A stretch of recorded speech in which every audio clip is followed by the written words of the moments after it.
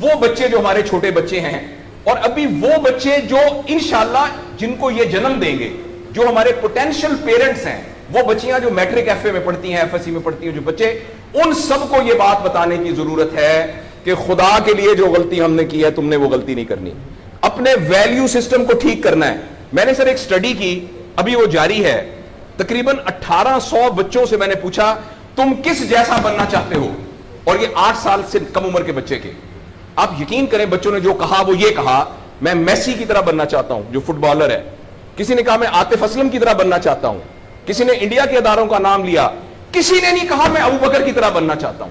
کسی نے نہیں کہا میں حضرت علی کی طرح بننا چاہتا ہوں. کسی نے نہیں کہا میں قائد اعظم کی طرح بننا چاہتا ہوں. کسی نے نہیں کہا میں عبدالستار ایدھی کی طرح بننا چاہتا ہوں. ایک بچی نے صرف کہا کہ میں حضرت فاطمہ کی طرح. میں نے اپنے یوٹیوب چینل پہ اس بچی کا انٹرویو لایا. چھوٹی سی بچی نے کہا میں پارک میں پھر رہی تھی, میں نے کہا بیٹا تم کیا بننا چاہتی ہو؟ کہتی میں حضرت فاطمہ کی طرح بننا چاہتی ہوں. تو میرے دوستو, ہم نے اپنے بچوں کے رول ماڈل ہی غلط کر دیے ہیں. ہم نے اس لیے مجھے اور آپ کو بہت سیریسلی اس بات پر غور کرنا ہے. میں آپ سے عرض کروں, ساؤتھ افریقہ میں تتلیاں ختم ہو رہی ہیں, لہٰذا تتلیوں کی نسل کو بچانا بڑا ضروری ہے. اچھا, پانڈا ختم ہو رہا ہے, پانڈا کو بچانا بہت ضروری ہے. انسان پانڈا اور تتلیاں نہیں ہیں, انسان ختم نہیں ہو رہا ہے. انسان کا بچانا کوئی اتنا ضروری نہیں ہے, وہ پانڈا نہیں ہے. اس لیے اگر ہم اپنے بچوں کو یہ رول ماڈل نہیں دے سکتے تو مہربانی کر کے بچے نہ پیدا کریں. لیکن اگر ہم نے اپنی اولاد پیدا کرنی ہے تو وہ اولاد وہ پیدا کرنی پڑے گی اور اس کی وہ تربیت کرنی پڑے گی جن کا رول ماڈل وہ جو حضرت عمر تھے, جو حضرت ابو بکر تھے, جو حضرت علی تھے, جو فاطمہ تھی, جو زینب تھی, جو خدیجہ تھی رضوان رضی اللہ عنہا.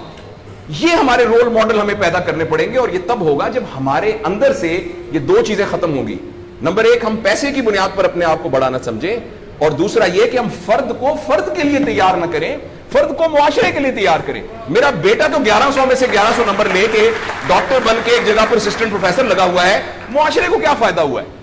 اور ہم میں سے آپ سوچیں کہ عموماً ہم سب لوگ جب اللہ کا شکر ادا کرتے ہیں کہ یا اللہ تیرا شکر ہے, 3 مرلے کے مکان میں رہتے تھے, اب ماشاءاللہ کوٹھی ہے 2 کنال کے اندر, اور سائیکل پہ ابا جی جاتے ہوتے تھے, لیکن الحمدللہ ہمارے پاس اب 2-3 گاڑیاں ہیں, اور چھٹیاں تو سوال ہی پوادے کر جاندے ہوتے سی, کدے کدے گوڑ کھاندے سی, خراستے. اب ہم سارے بھوربن میں جاتے ہیں چھٹیاں گزارنے, کبھی کبھی انگلینڈ بھی جاتے ہیں. اللہ کا ہمارے اوپر بڑا کرم ہو گیا. اس غلط فہمی سے ہم اپنے آپ کو نکالیں. اللہ کا کرم یہ ہے کہ میری وجہ سے, جیسے انہوں نے ویڈیو دکھائی ہے کہ ہمارے یہاں کوئی بلڈ کا کچھ نہیں ہوتا تھا, شکر ہے میری وجہ سے یہ بلڈ والا کام شروع ہو گیا. میں ڈاکٹر ہوں, یہ والی سروس یہاں موجود نہیں تھی, اللہ کا شکر ہے کہ یہ والی سروس اب یہاں موجود ہو گئی ہے.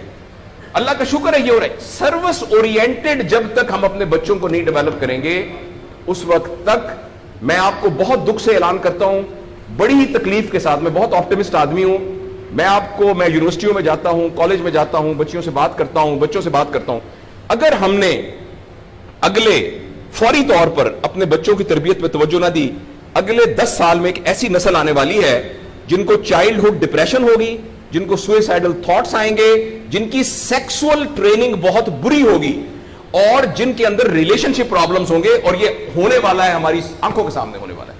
اگر آپ کے ہاتھ میں ایک موبائل ہے, آپ ابھی اپنا موبائل کھول کے فیس بک کھولے, جو پہلی 1.5 منٹ کی ویڈیو آئے گی اس میں ایک نیم برہنہ عورت ناچ رہی ہوگی.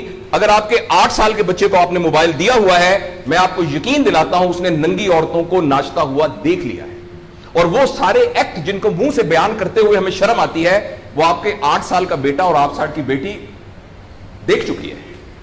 اس سارے میں ایز اے پیرنٹ ہماری بہت رسپانسبلٹی ہے کہ ہم اس میں انٹروین کریں اور ان کو فزیکل ٹائم دیں, اور ٹائم دے کے